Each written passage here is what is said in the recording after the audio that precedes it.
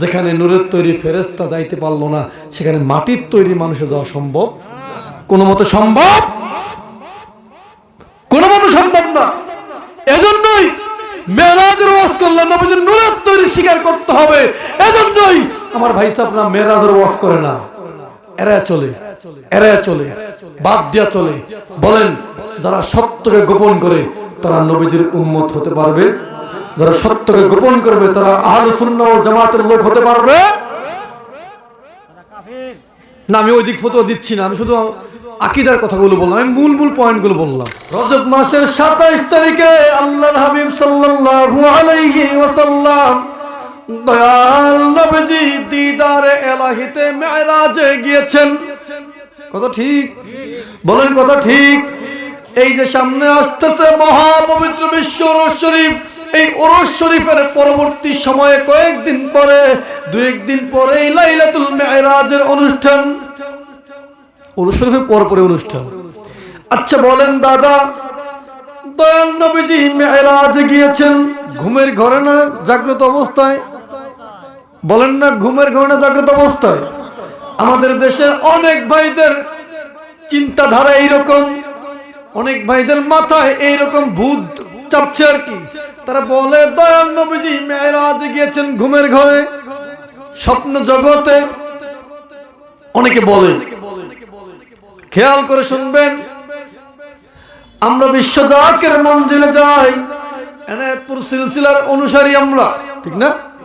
সিলসিলা শাহ এনায়েতপুরের অনুসারী আমরা সহ সমস্ত হক্কানি আউলিয়া কেরামদের কথা বলছি। সমস্ত হক্কানি আউলিয়া কেরামগণ আকাইদে আহলুস সুন্নাহ ওয়াল জামাআতের অনুসারী। আকীদাগত আমরা আহলুস সুন্নাত ওয়াল জামাআত, এটা খেয়াল রাখবেন। আমরা আকীদাগত আহলুস সুন্নাহ ওয়াল জামাআত, যেই দলের সংক্ষিপ্ত নাম হচ্ছে সুন্নি জামাত। হুজুর কেবলা জান নসিহত শরীফের 3 নম্বর খণ্ডের মধ্যে আকীদার আলোচনা করতে যে তিনি বলেছেন, বাবা আমি সুন্নি জামাতের লোক, তোমরা সুন্নি জামাতের অনুসারী হয়ে যাও। এই আহলুস সুন্নাহ ওয়াল জামাআতের অন্যতম একটা আকীদার কিতাব হচ্ছে আকীদাতুত তাহাবিয়া। আলিয়া মাদ্রাসার ফাজিল এই কিতাবটা পড়ায়, আকীদাতুত তাহাবিয়া। এই কিতাবের 1 নম্বর খণ্ডের 270 নম্বর পৃষ্ঠা আহলুস সুন্নাত ওয়াল জামাতের চূড়ান্ত আকীদা বলছি। আমরা যেহেতু আহলুস সুন্নাত ওয়াল জামাতের আকীদার অনুসারী, তাহলে আমাদের আকীদা কি, জান্নাতি দলের মানুষের আকীদা কি মিরাজ সম্পর্কে একটু ভালো করে শোনেন। আমরা জানি সবাই, এরপর বলছি, এজন্য যারা এটা মানে না, যারা এটা বিশ্বাস করে না, তাদের একটু বুঝতে সহজ হবে। তাদেরকে জানায় দেওয়ার জন্য, শিখায় দেওয়ার জন্য এটা রিপিট করছি আর কি। ওই কিতাবের মধ্যে স্পষ্ট উল্লেখ, ওয়াল মিরাজ হাক্কুন, মেরাজ সত্য। বলেন মেরাজ সত্য না মিথ্যা? নবীজির মেরাজ সত্য না মিথ্যা? জোরে বলেন, সত্য না মিথ্যা? আবু জাহেলের কাছে যখন নবীজি মেরাজের কথা বললেন, আবু জাহেল কয় জাদু জাদু জাদু, মানি না। তাহলে মেরাজকে মিথ্যা বলেছে আবু জাহেল, ঠিক? সিদ্দিক আকবর রাদিয়াল্লাহু তাআলা আনহু যখন মদিনায় ফেরত আসলেন ব্যবসার কাজ শেষ করে, সিদ্দিক আকবরকে বলা হলো, আবু বকর তুমি ব্যবসার কাজে মদিনার বাইরে ছিলা, ঘটনা একটা ঘটছে, তুমি কি জানো? আবু বকর বলে, কি ঘটনা ঘটছে? আবু বকর সিদ্দিক রাদিয়াল্লাহু তাআলা আনহুকে বললেন, এমন এক ঘটনা ঘটছে, তোমার নবী মুহাম্মদ সাল্লাল্লাহু আলাইহি ওয়াসাল্লাম বলেছে সে নাকি মিরাজে গিয়েছে। সে নাকি মেরাজে গিয়েছে, বাইতুল্লাহ থেকে বাইতুল আকসা, বাইতুল মুকদ্দাস পর্যন্ত গিয়েছে, এটা শরীয়ত। মসজিদে হারাম থেকে মসজিদে আকসা পর্যন্ত, যেটা কোরআন পাকের মধ্যে উল্লেখ রয়েছে। কোরআনের মধ্যে স্পষ্ট উল্লেখ রয়েছে মসজিদে হারাম থেকে মসজিদে আকসা। আবু বকর সিদ্দিক রাদিয়াল্লাহু তাআলা আনহু বলেন, যদি আমার নবীজি এই কথা বলে গো, তাহলে নবী সত্য বলেছেন। নবীজির মুখ থেকে শুনেন নাই, শুনছে পাবলিকের মুখ থেকে। যেই ব্যক্তি ঈমান হারা বেঈমান, এমন একজন কাফিরের মুখ থেকে শুনছেন তোমার নবী নাকি গতকালকে মেরাজে গিয়েছেন, এই কথা তোমার নবী মুহাম্মদ সাল্লাল্লাহু আলাইহি ওয়াসাল্লাম বলছেন। আবু বকর সিদ্দিক বলেন, ভাই যদি আমার নবীজি বলে থাকেন তাহলে নবীজি সত্য বলেছেন। তাহলে মেরাজ সত্য, অস্বীকার করলে ইমান বিদায়। ইমান কয় তুই থাক পয়রা রাজবাড়ি, তোরে তালাক দিয়ে চলে গেলাম সোনার মদিনা। কারণ ইমানের বাড়ি তো মদিনা, ইমানের রাজধানী মদিনা। এরপরে কি উল্লেখ খেয়াল করেন, এরপরে উল্লেখ ওয়াকাদ উসরিয়া বিন নবী সাল্লাল্লাহু আলাইহি ওয়াসাল্লাম ওয়া উরিজা বিশখসিহি ফিল ইয়াকজাতে ইলা সামাই সুম্মা ইলা গাইসু শাআল্লাহু মিনাল উলা। নবীজির মেরাজ এমন অবস্থায় হয়েছে, নবীজির মেরাজ এমন অবস্থায় হয়েছে, নবীজির ইসরা এমন অবস্থা হয়েছে, নবীজি সশরীরে জাগ্রত অবস্থায় এই জড় দেহ নিয়ে মেরাজে গিয়েছেন। সুবহানাল্লাহ বলেন। নবীজি সশরীরে জাগ্রত অবস্থায় মানব দেহ নিয়ে দয়াল নবীজি কামলিওয়ালা আল্লাহর দিদারে মেরাজে গিয়েছেন। এটা আহলে সুন্নাহ ওয়াল জামাআতের চূড়ান্ত আকীদা। আমরা মানি কি মানি না? বলেন মানি কি মানি না? মানতে হবে কি হবে না? মানতে হবে কি হবে না? মানলে সিদ্দিক আকবর, না মানলে আবু জাহেল, মানলে আবু বকর, না মানলে আবু জাহেল। সোজা ওয়াজ। নবীজির মেরাজ থেকে এই আকীদা পোষণ করতে হবে। নবীজির মেরাজ হয়েছে সশরীরে জাগ্রত অবস্থায়। নবীজি বলেন আমি ওযু করলাম, মেরাজের জন্য বোরাক নিয়ে আসলো জিবরাইল। আমি ওযু করলাম, ওযু করে বোরাকের পিঠে উঠলাম, মেরাজে গেলাম, মেরাজ থেকে চলে আসলাম। মেরাজের অনেক ঘটনা আছে, ওই দিক যাচ্ছি না, আমি শুধু আকীদার কথাগুলো বলছি। বিস্তারিত আলোচনা মুফতি শিহাবুদ্দিন যুক্তিবাদী ভাই বা অন্য সময় আপনারা শুনবেন। আমি শুধু আকীদার কথাগুলো বলছি, মূল পয়েন্টগুলো। ভাইকে বলা হবে পরে, আচ্ছা এটা পাওয়া যাবে যদি কুলায়। আমি আগে মূল পয়েন্টগুলো বলে দিচ্ছি, আকীদাগুলো বলে দিচ্ছি, আমাদের কি আকীদা পোষণ করতে হবে এখান থেকে। নবীজি মেরাজে গেলেন, অনেক ঘটনা ঘটলো। নামাজ নিয়ে আসলেন 50 ওয়াক্ত, বারবার যাওয়ার পরে 45 ওয়াক্ত বাদ দিলেন, 5 ওয়াক্ত নিয়ে আসলেন। 5 ওয়াক্ততে 50 ওয়াক্তের ফজিলত, এটাও নবীজি নিয়ে আসলেন। এরপর নবীজি যেখান থেকে মেরাজে গিয়েছেন ওই স্থানে আসলেন, অর্থাৎ উম্মে হানির ঘরের সামনে নবীজি হাজির হইলেন। নবীজি বলেন আমি যে ওযু করছি, আমার ওযুর পানি এখনো গড়ায় পড়তেছে। এই ক্ষমতার মালিক কে? ক্ষমতার মালিক কে? দুনিয়ার টাইম বন্ধ করে দিতে পারে সেই ক্ষমতার মালিক কে? ওখানে সেই ঘটনা ঘটেছে। দুনিয়ার টাইম স্টপ। এখন এমন এক টাইমের কাজ চলবে যেই টাইম সম্পর্কে আল্লাহ রাসূল ছাড়া দুনিয়ার কোন মানুষ বুঝবে। নবীজি মেরাজে গেলেন। আচ্ছা বলেন, নবীজি মেরাজে গিয়েছেন, নবীজি কোন পর্যন্ত গিয়েছেন? আমরা অনেক সময় যারা অনলাইনের সঙ্গে জড়িত, যারা আমরা ইউটিউব ফেসবুক চালাই, আমরা এই ঝামেলাগুলো ফেস করতে হয়। যুবক ভাই বলেন আর যারাই বলেন, যাদের কথাই বলেন, যারা অনলাইনের সঙ্গে জড়িত, তাদেরকে এই ঝামেলাগুলো ফেস করতে হয়। অনেক সময় অনেক ভাইয়েরা বলেন নবীজি আরশে আজিমে যায় নাই, নবীজি আরশে আজিমে যায় নাই। এবার শোনেন নবীজি কি বলেন। আমি আগেই বলছি মূল আকীদাগুলো বলবো। মেরাজ সম্পর্কে মূল আকীদা আগে শুনবো, পরে সময় হলে বিস্তারিত কথা শুনবো। ঠিক আছে? আগে আকীদা পরে আমল, আগে আকীদা পরে আমল। বলেন আকীদা নাই, আমল জাহা ভর্তি আমল আছে। সারা রাত মাছ ধরছেন, যে ভান্ডার মধ্যে রাখছেন ভান্ডার তলা ফুটা, লাভ আছে? কোন লাভ আছে? কোন লাভ নেই। মাছ তো ধরছেন ঠিকই, রাত ভোর মাছ ধরলেন, কিন্তু যে ভান্ডার মধ্যে রাখছেন, পাত্রের মধ্যে রাখছেন, পাত্র তলা নাই, অর্থাৎ আকীদা নাই, আকীদা নষ্ট। ওই মাছে কোনো ফায়দা হবে? কোনো ফায়দা হবে না। হাজার নামাজ পড়বেন, হাজার রোজা রাখবেন, কোনো ফায়দা হবে না যদি আপনার আকীদা খারাপ হয়, তাহলে কোনো ফায়দা হবে না। দয়াল নবীজি বলেন, বুখারী শরীফের মধ্যে হাদিসটা উল্লেখ, বুখারী শরীফের 349 নম্বর হাদিস বলছি। যাদের কাছে কিতাব আছে খুলে মিলান, যাদের কাছে কিতাব আছে খুলে মিলান 349 নম্বর হাদিস। যাদের মোবাইলে কিতাব আছে তারাও খুলতে পারেন, দেখেন মিলান। নবীজি বলেন মেরাজ রাতে আমি এমন এক জায়গায় উপনীত হলাম গো, এমন এক জায়গায় উঠলাম, এমন এক সমতল ভূমিতে আমি উঠলাম, এমন এক সমতল জায়গায় আমি পৌঁছাইলাম, যেখানে পৌঁছানোর পরে আমি নবী নিজ কানে কলম যে লিখতেছে, ওই যে কলমকে সৃষ্টি করে বলা হলো কলম তুমি লিখো, কলমের লেখা কিন্তু বন্ধ হয় না, কলমকে লিখতে বলা হয়েছে, থামতে বলা হয় নাই। নবীজি বলেন কলম যে লিখতেছে এই লেখার চিরচির শব্দ আমি ওই জায়গা থেকে শুনতে পেয়েছি। নবীজি এমন এক জায়গায় গিয়েছেন যেখান থেকে কলমের লেখার শব্দ পাওয়া যায়। আচ্ছা আমরা লেখাপড়া করেছি, এখানে অনেকে আছেন লেখাপড়া করছেন দাদা, ঠিক না?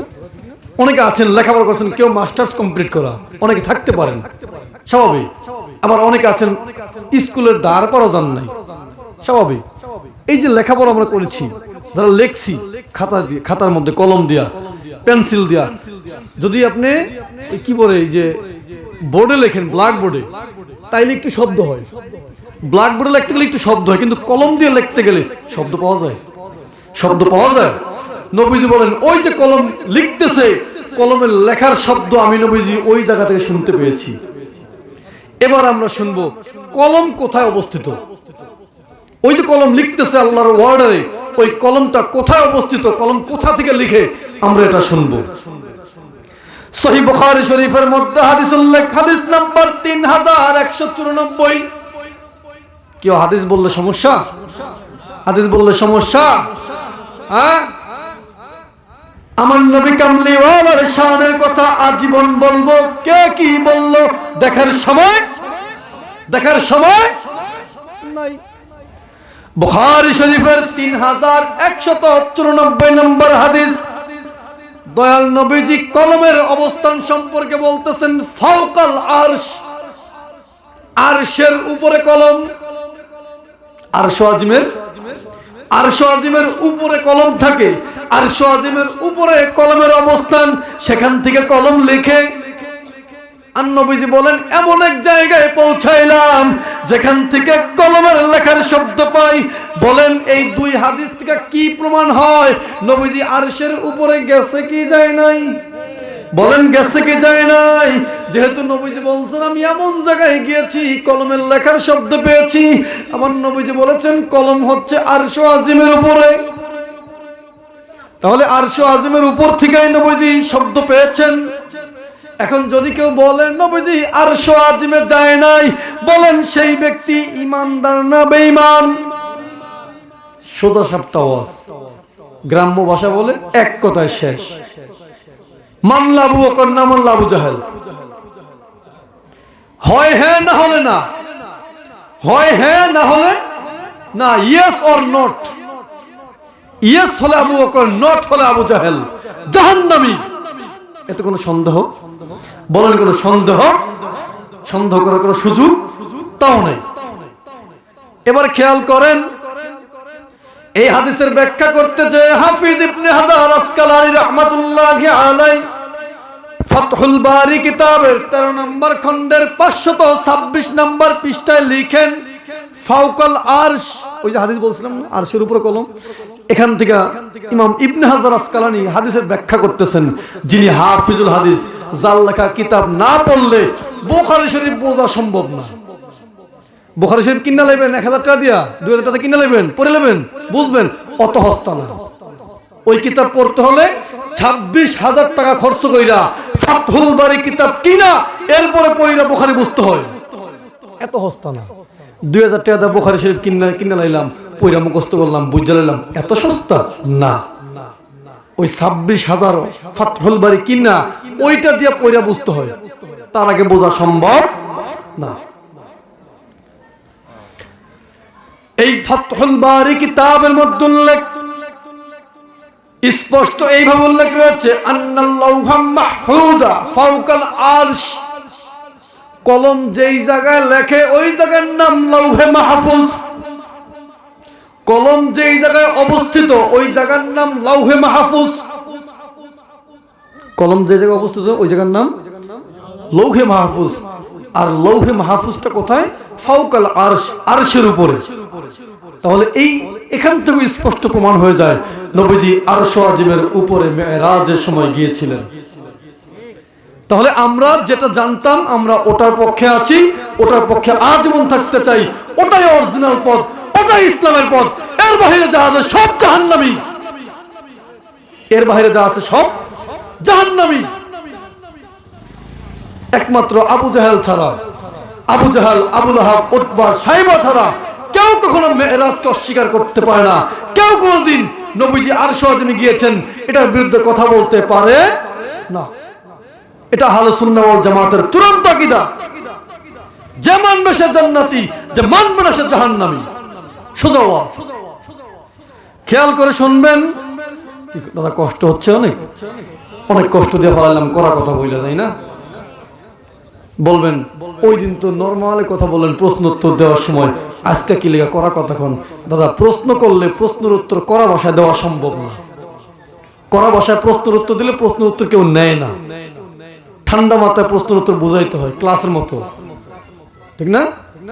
আচ্ছা, এরপরে খেয়াল করেন মেরাজে নবীজি গেলেন। আবার আরেক আপত্তি, নবীজি মেরাজে যাইয়া আল্লাহকে দেখছে কিনা। অনেক ভাইয়েরা বলেন নবীজি মেরাজে গিয়েছেন কিন্তু আল্লাহকে দেখেন নাই। এরকম আপত্তি হয় না? বলেন হয় না? এরকম আপত্তি হয়। অনেক ভাইয়েরা বলে ফেলে নবীজি মেরাজে গিয়েছেন কিন্তু আরশ আজিমেও যায় নাই, আল্লাহকেও দেখে নাই। হাদিস থেকে পাইলাম নবীজি মেরাজে যাইয়া আরশ আজিমের উপরে গিয়েছেন। এবার শুনেন নবীজি আল্লাহ তাআলাকে দেখছে কি দেখে নাই একটু ভালো করে শুনেন। মুসনাদে আহমদ কিতাবের মধ্যে হাদিসটা উল্লেখ রয়েছে, দুই জায়গায় হাদিসটা উল্লেখ। হাদিস নাম্বার 2580, 2634 মাজমুয়ে যাওয়ায়েদ কিতাবের মধ্যে হাদিসটা উল্লেখ রয়েছে। হাদিস নাম্বার 247।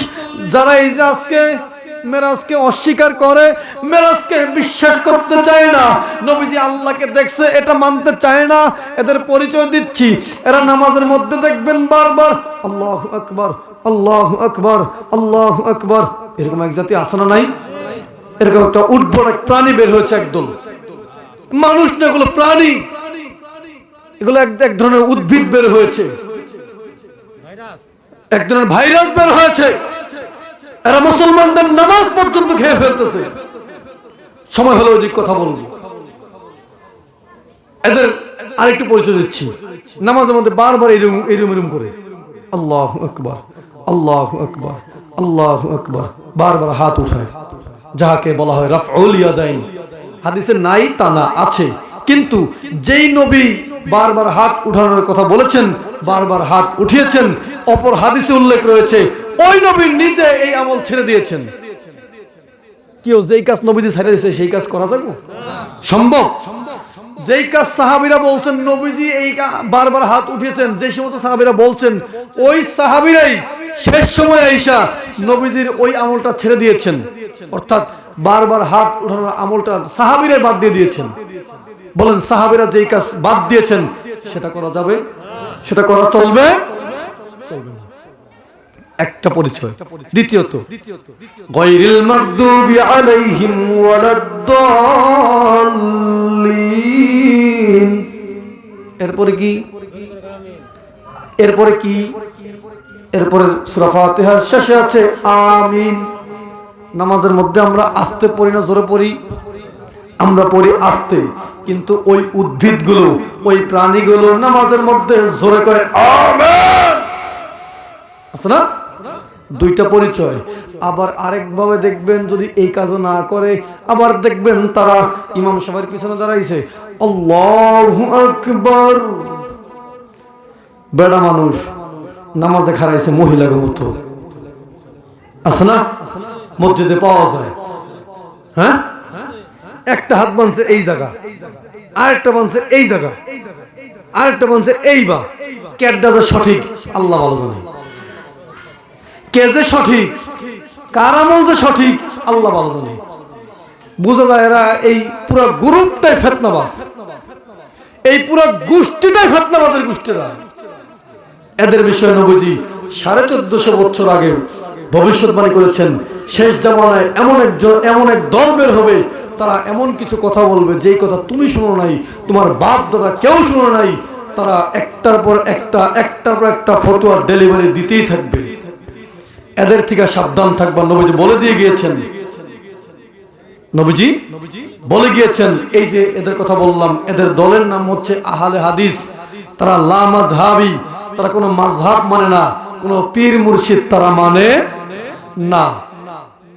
এদের গুরু ঠাকুর নাসিরউদ্দিন আলবানী, এই আলবানী তার লেখা কিতাবের এবং তাফসিরে ইবনে কাসির, ওই যে আহলে হাদিস গ্রুপ কথা বললাম, তাদের 700 বছর আগের একজন ইমাম হাফিজ ইবনে কাইয়িম জাওজিয়া, তার সমসাময়িক হাফিজ ইবনে কাসির, ইবনে তাইমিয়ার ছাত্র হাফিজ ইবনে কাসির রাহমাতুল্লাহ আলাইহি, তাফসিরে ইবনে কাসির কিতাবের 4 নম্বর খণ্ডের 295 নম্বর পৃষ্ঠার মধ্যে হাদিসটাকে উল্লেখ করেছেন। দয়াল নবী রাসূল পাক সাল্লাল্লাহু আলাইহি ওয়াসাল্লাম বলেন, রাআইতু রাব্বি তাবারাকা ওয়া তাআলা, আমি আল্লাহ তাবারাকা ওয়া তাআলাকে দেখেছি। রাআইতু রাব্বি, আমি আমার আল্লাহকে দেখেছি দেখেছি দেখেছি দেখেছি। বলেন নবীজি দেখছে কি দেখে নাই? যদি কোনো ফিতনাবাজ মৌলবী যদি বলেন নবীজি আল্লাহকে দেখে নাই, বলেন ওইটা ঈমানদার আছে? ওইটা ঈমানদার আছে? নবীজি কয় আমি দেখছি, ওই ফিতনাবাজ কয় নবী দেখে নাই। ও বলে দেখে নাই, আর নবীজি কয় আমি দেখছি। এবার আরেকটু খেয়াল করেন, আরো একটা হাদিস বলছি। আমি যে হাদিস বলেছি টাটকা সহিহ হাদিস বললাম, কোনো জাল জয়ীফ হাদিস বলি নাই, আট্রসি পীরের কিচ্ছা কাহিনী বলি নাই, খাজা এনায়েতপুরীর মুখের কথা বলি নাই, দয়াল নবীজির কথা বলেছি। মানলে মানো, না মানলে নাই, মানলে মানো, না মানলে নাই, মানলে আবু বকর, না মানলে আবু জাহেল। এই কথাটা খেয়াল রাখবেন। আরেকটা হাদিস খেয়াল করেন, মুসনাদে আবি ইয়ালা কিতাবের 2608 নম্বর হাদিস, ইমাম ইবনে কাসির রাহমাতুল্লাহি আলাইহি তাফসীর ইবনে কাসির কিতাবের 4 নম্বর খণ্ডের 295 নম্বর পৃষ্ঠার মধ্যে উল্লেখ করেছেন।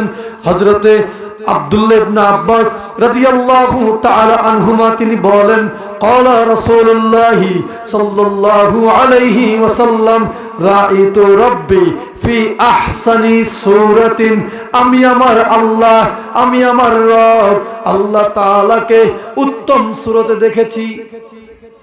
কি সুবহানাল্লাহ, নাউজুবিল্লাহ একটা কইবেন না? চুক্তি করছেন একটা বাইজা কইবেন সুবহানাল্লাহ। আর নাহলে প্রধান বক্তা নাই যে সুবহানাল্লাহ কেউ কইতেন না, চুক্তি করছেন না। সবাই একসাথে বলেন সুবহানাল্লাহ, আর জোরে বলেন সুবহানাল্লাহ।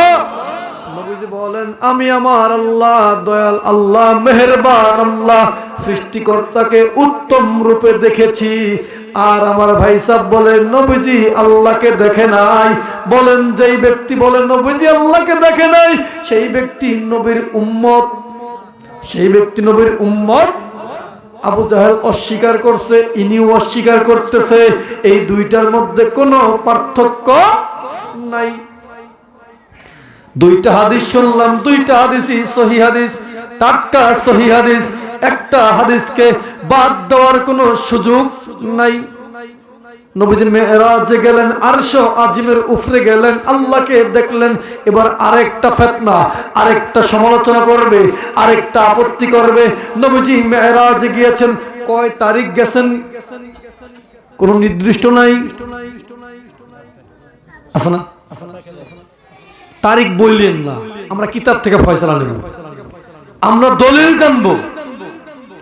আমরা নিজামুদ্দিন জিহাদের কথা শুনতে আসি নাই, আমরা দলিল জানতে আসছি। আমরা ক্লাসে বসছি, শিখতে এসেছি, ঠিক না? বলুন ঠিক না? নিজামুদ্দিন জিহাদে বললে হবে না, শিহাবুদ্দিন যুক্তিবাদী বললে হবে না, আট্রসির পীর বললে হবে না, সারসিনা পীর বললে হবে না, খাজা এনায়েতপুর বললে হবে না। কিতাবে যা আছে সেটা মানবো। বলেন ঠিক কিনা? জোরে বলেন ঠিক কিনা? আপত্তি করবে নবীজি মেরাজে কয় তারিখ গেছে এটা কোনো নির্দিষ্ট নেই, এরকম আপত্তি। এই যে রজব মাস আসবে তখনই শুনতে পারবেন, আর কয়েকদিন ওয়েট করেন না, তখনই দেখবেন এই ধরনের আপত্তি করবে। খেয়াল করে শোনেন, আমি কয়েকটা কিতাব থেকে পরাপর কয়েকটা কিতাব থেকে হুবহু দলিল পড়ে শোনাচ্ছি। ইমাম নববী রাহমাতুল্লাহি আলাইহি, যিনি সর্বপ্রথম আজ থেকে 800 বছর আগে, 900 বছর আগে সর্বপ্রথম যিনি সহিহ মুসলিম শরীফের ব্যাখ্যার কিতাব লিখেছেন ইমাম নববী রাহমাতুল্লাহ আলাইহি, তিনি তিনার রাউদাতুত তালিবিন কিতাবের 10 নম্বর খণ্ডের 206 নম্বর পৃষ্ঠার মধ্যে লিখতেছেন, লাইলাতাস সাবঈ ওয়া 20 মিন রজব, নবীজির মেরাজ হয়েছে রজব মাসের 27 তারিখে। কয় তারিখ? 27 রজব। একটা কিতাব থেকে পাইলাম, আরো খেয়াল করেন, ইমাম গাজ্জালি রাহমাতুল্লাহ আলাইহি, নাম তো মনে হয় শুনছি দু একবার, আমার জাকের ভাইদের অনেকে শোনা থাকার কথা। ইমাম গাজ্জালি রাহমাতুল্লাহ আলাইহি তিনি তিনার ইহয়া উলুমুদ্দিন কিতাবের 1 নম্বর খণ্ডের 361 নম্বর পৃষ্ঠার মধ্যে লিখেন, ওয়া লাইলাতুস সাবঈ ওয়া 20 মিনহু ওয়া হিয়া লাইলাতুল মি'রাজ। 27 রজব, রজব মাসের 27 তারিখ, ইহা হচ্ছে লাইলাতুল মি'রাজ, শবে মেরাজ। এই রাতে দয়াল নবী কামলিওয়ালা মেরাজে গিয়েছেন, মেরাজ করেছেন। দুইটা কিতাব থেকে পেলাম, 27 রজবে দয়াল নবীজি মেরাজে এলাহিতে গিয়েছেন, দিদারে এলাহি করেছেন, মেরাজে গিয়েছেন। বলেন কয় তারিখ? কয়টা কিতাব থেকে পাইছি? আরো খেয়াল করেন, দলিল কত লাগবে? যারা বলবে 27 তারিখে মেরাজে যায় নাই, এদেরকে একটু ধরেন, কষ্ট করে ধৈর্য আমাদেরকে খবর দেন, কিতাব দিয়ে দাফন করে ফেলাম ইনশাআল্লাহ। দলিল তো পরে, কিতাব দিয়ে দাফন করে ফেলাম। এত পরিমাণ কিতাব আমাদের কাছে আছে এই বিষয় সংক্রান্ত। কিতাব যদি তার শৈলীর উপরে রেখা দিই, কিতাব দেখা যাবে, তা ওই বাইসাবরা দেখা যাবে না। এত পরিমাণ কিতাব এই মেরাজ সম্পর্কে আমাদের কাছে, আমি নিজে সংগ্রহ করেছি। ভালো করে খেয়াল করেন, 3 নম্বরে ইমাম জুরকানি রাহমাতুল্লাহি আলাইহি, যিনি মাওয়াহিবুল লাদুনিয়া কিতাবের ব্যাখ্যা লিখেছেন, এই কিতাবের 2 নম্বর খণ্ডের 71 নম্বর পৃষ্ঠার মধ্যে উল্লেখ রয়েছে, কানা লাইলাতুস সাবঈ ওয়া 20 মিন রজব, নবীজির মেরাজ হয়েছে 27 রজব। ওয়া আলাইহি আমালুন নাস, আর এই দিনেই, এই দিনটাই, এই 27 রজবেই মুসলমানরা আমল করত। বলেন আমরা ওই দিন আমল করতে চাই কি চাই না? বলেন চাই কি চাই না? চাই। কি আমল করবেন ওটা পরে বলছি, ওটা পরে বলছি। ইমাম জুরকানি রাহমাতুল্লাহি আলাইহি বলেন, এই দিনটা অর্থাৎ 27 রজবে দয়াল নবীজি মেরাজ গিয়েছেন, আর এই দিনেই মুসলমানরা আমল করত, বিভিন্ন আমল করত। এই আমলগুলোর মধ্যে নফল বন্দেগীকে বলা হয়। নফল বন্দেগী কি কি করবেন, অনেকগুলো নফল বন্দেগীর কথা পরে শুনবো আমরা, ধাপে ধাপে কয়েকটা কথা শুনবো নফল বন্দেগীর কথা। যা করবেন সবই নফল, যা করতে চান সবই নফল করতে পারবেন। তাহলে কিতাব থেকে পাইলাম কয়টা? 3টা কিতাব। এরপরে খেয়াল করেন, ইমাম জাওজি রাহমাতুল্লাহি আলাইহি লেখা আল ওয়াফা বিতারিফে ফাদাইলুল মুস্তাফা, ওই কিতাবের 1 নম্বর খণ্ডের 175 নম্বর পৃষ্ঠার মধ্যে উল্লেখ রয়েছে, দয়াল নবীজি মেরাজে গিয়েছেন 27 রজব। কয়টা হইল? এরপরে খেয়াল করেন, এই যে আজকে যারা বারবার নামাজের মধ্যে হাত উঠায়, আহলে হাদিস গ্রুপ, এদের বড় হুজুর মাওলানা আব্দুল হাই লখনবী রাহমাতুল্লাহি আলাইহি, যার ওফাত 1304 হিজরি, এখন চলে 1447 হিজরি, 150 বছর মাত্র, মাত্র 150 বছর পুরো হয় নাই, 134 বছর না, 134 না, এদিকে 3, এদিকে 4, ওদিকে 47, তাহলে 143 বছর। 143 বছর আগে তার ইন্তিকাল। তিনি যে কথা স্বীকার করতেছেন, তিনি যে কথা লিখতেছেন, বর্তমানে আহলে হাদিস গ্রুপ ওই কথা মানে না। দেখেন তিনি কি লেখেন, তিনি লিখতেছেন, ফি রাজাবিন ফি লাইলাতিস সাবঈ ওয়া 20 ওয়া কওহুম বা'দুহুম, তিনি বলেন রজব মাসের 27 তারিখে দয়াল নবী কামলিওয়ালা মেরাজে গিয়েছেন, আর এটা অনেক ইমামদের কাছে গ্রহণযোগ্য মত। এটা অনেক ইমামদের কাছে গ্রহণযোগ্য মত, শক্তিশালী মতামতের মধ্যে পাওয়া যায়। নবীজি 27 রজব মেরাজ গিয়েছেন, আহলে হাদিসের ইমামরাও স্বীকার করেছেন, কিন্তু বর্তমানের ফিতনাবাজ আহলে হাদিস গ্রুপ এই কথা স্বীকার করে না। বাফে কি কইছে পোলায় মানে না, বাবাই কি করে পোলায় মানে না। এরপরে খেয়াল করেন তিনি লেখেন وعلى هذا فيستحب إحياء ليلة 27 من رجب রজব মাসের 27 তারিখে রাত জায়গা বন্দেগী করা মুস্তাহাব আমল। যেই আমল করবেন রাত জায়গা, যেই আমল করবেন সওয়াব তো পাইবেনই। রাত জায়গা যেই আমল করবেন, নফল বন্দেগী করবেন, নফল নামাজ পড়বেন, এই তো নফল নামাজ পড়বেন, তাসবিহ তাহলিল পড়বেন, দান সদকা করবেন, এটার এক্সট্রা বেনিফিট তো পাবেন। কিন্তু উনি বলতেছেন আমল করাটা একটা মুস্তাহাব আমল, ডাবল বেনিফিট। একদিকে আমল যেটা করছি ওটার বেনিফিট পাবো, দ্বিতীয় দিকে আমল করলে মুস্তাহাব সওয়াব পাবো। বলেন আমরা আমলের পক্ষে আছি না নাই? আমলের পক্ষে আছি না নাই? আগেই বলছি, আমলের আগে আকীদা ঠিক করতে হবে। আমলের আগে আকীদা ঠিক করতে হবে। নবীজির শানের বিষয়, নবীজির আজমতের বিষয় যার আকীদা খারাপ, তার স্থান বিনা দলিলে জাহান্নাম। আপনি ঠিক কইলেও ঠিক, না কইলেও ঠিক। খেয়াল করে শুনবেন। তাহলে আমরা কয়টা কিতাব থেকে পাইছি? মোট 5টা কিতাব। তোর মনে আছে না? মনে আছে তোর নাকি? মনে রাখিস। আচ্ছা, আমি তোর বারবার জিজ্ঞাসা কয়েকবার, তোর কিন্তু আমি জিজ্ঞাসা কিছুক্ষণ পর আবার কয়টা থেকে পাইছি। খেয়াল করে শোনেন। হাফিজুল হাদিস আল্লামা ইমাম বদরউদ্দিন আইনি রাহমাতুল্লাহি আলাইহি, ওই যে বুখারী শরীফের কথা বলছিলাম না, বুখারী পড়তে হলে বুখারীর ব্যাখ্যার কিতাব পড়তে হয়। তিনিও একটা বুখারীর ব্যাখ্যার কিতাব লিখছেন, কিতাবের নাম উমদাতুল কারি শারহ সহিহুল বুখারী। ওই কিতাবের 4 নম্বর খণ্ডের 39 নম্বর পৃষ্ঠার মধ্যে তিনি স্পষ্ট আকারে খুব সুন্দর ভাষায় লিখে দিয়েছেন, লাইলাতুস 27 মিন রজব, রজব মাসের 27 তারিখে দয়াল নবী কামলিওয়ালা মেরাজে গিয়েছেন। কয়টা কিতাব? 6টা। এরপরে খেয়াল করেন, আজ থেকে 700 বছর আগের ইমাম হাফিজ ইবনে কাসির রাহমাতুল্লাহি আলাইহি আল বিদায়া ওয়ান নিহায়া কিতাব, এই কিতাবের কথা সমস্ত আলেমদের জানা থাকার কথা। যদি বলেন এই কিতাব চিনি না, আপনি আলেম না, আপনি আলেম না। আপনার মতো ফিতনাবাজ জাহেল একটাও নাই।